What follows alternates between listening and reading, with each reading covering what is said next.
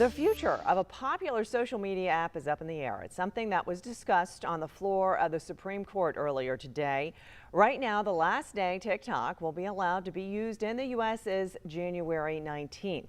The Supreme Court is ruling on a bipartisan law that would ban TikTok unless it's divested from its Chinese-owned company. Our Renata DiGregorio is on your side tonight. And so, Renata, you've looked at some of this. Tell us more, because some of this can be a little complicated. Yeah, I actually spoke with several Jacksonville content creators who focus on what's going on the foodie side of TikTok. So if you're on that, you may have seen them. They say that their content supports local small businesses and think a TikTok ban could hurt them.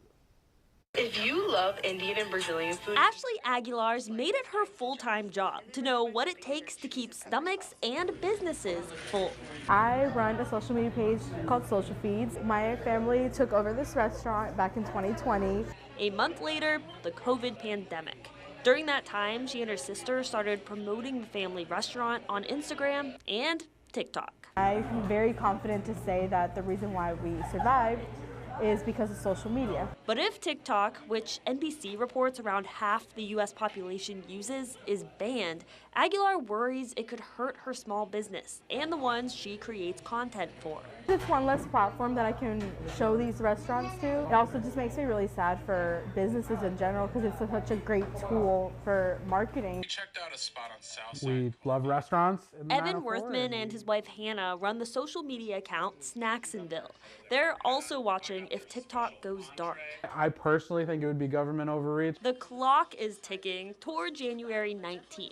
The date TikTok could become unavailable in the U.S. if the Chinese owners don't divest from the company, like a new federal law requires. The fear expressed during the Supreme Court hearings Friday is that TikTok gives private information from American users to the Chinese government. What they were united around was the idea that it is a grave threat to our nation if the PRC can itself behind the scenes be controlling how this platform operates. Back in Jacksonville, Aguilar is thinking of the people whose restaurants her videos help fill.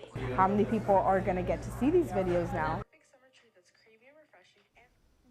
NBC News is reporting the Supreme Court appears likely to uphold the law banning TikTok. President-elect Donald Trump is asking them to temporarily block the law so he can work on a resolution after he takes office. That's January 20th, the day after the ban would begin.